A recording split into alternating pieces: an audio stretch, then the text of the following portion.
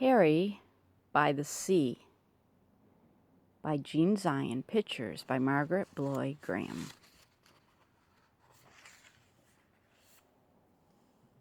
Harry was a white dog with black spots who liked everything about the seashore except the hot sun.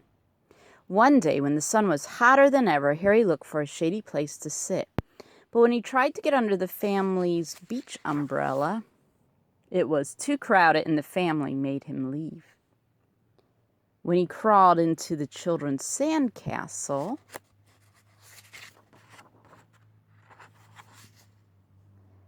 the walls fell in and the children chased him away. When he walked in the shade that a fat lady made, she became angry and made him stop following her. "Get lost," she said. She was very annoyed. The sun was very hot and Harry had walked a long way from the main beach. He was tired, so he sat down at the water's edge. All of a sudden, a big wave came from behind and crashed right on top of him. When the wave rolled back, Harry was left floating in the water. He was completely covered with seaweed. He didn't look like a dog anymore. He looked like something from the bottom of the sea. Suddenly, a lady saw him floating toward her. "Help! Help!" she shrieked. "It's a sea monster!" The lifeguard heard her and blew his whistle. "Everybody out!" he shouted. "Everybody out!" Everyone ran out of the water, and so did Harry. He was still covered with cold, wet seaweed. It made him feel cool and uncomfortable, and now he didn't mind the sun at all. He felt so good he started running back to his family. On his way, some people saw him. "It's a sea serpent," one of them screamed. "It's a sandworm," shrieked another. Harry had water in his ears and could hardly hear them. He kept on running toward the main beach. When he got there, Harry stopped and stared. Instead of just his family's umbrella, now there were hundreds of them, and they were all striped just like his family's. Harry couldn't tell one umbrella from the other.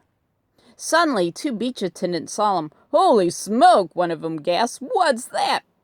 "Why, it's a bushy-backed sea slug," exclaimed the other. They whispered for a moment, and then they ran. Harry went from umbrella to umbrella, but he couldn't find his family. Everyone wore sun hats and sunglasses, and everyone used suntan oil, just like his family. Harry looked and sniffed very hard, but it was no use. He couldn't tell one family from another. Suddenly, the two beach attendants came running back, carrying a big trash basket. They ran toward Harry. "Stand back," one of them said to the crowd. "We're going to catch it and take it to the aquarium," said the other. But then they tiptoed right up behind Harry and raised the trash basket over his head. Harry didn't know that the beach attendants were standing behind him. He was listening to something. He thought he heard someone calling his name, and there it was again. "Harry!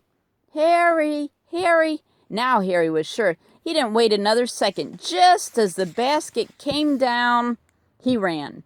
He ran right out from under the basket. It happened so fast the beach attendants just stood there with their mouths open. As he raced through the crowd, some people screamed, some people ran, and some people did both, but Harry paid no attention. He kept on running across the beach. When he got to the hot dog stand, he stopped and barked happily. Behind the counter, the hot dog man was shouting. It was his voice that Harry had heard, but Harry had water in his ears and couldn't hear very well.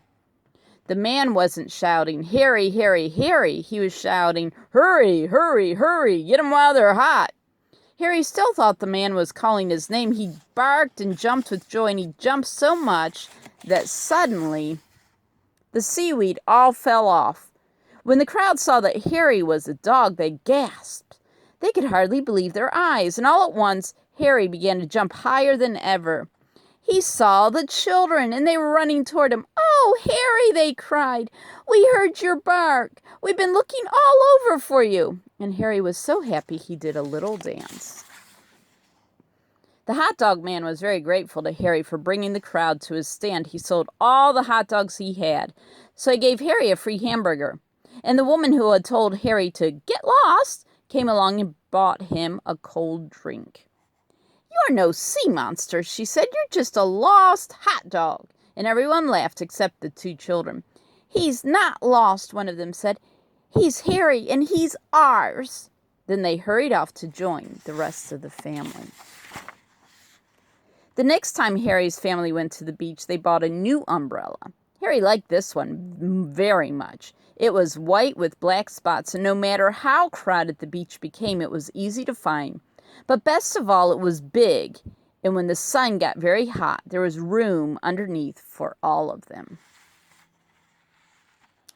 The end.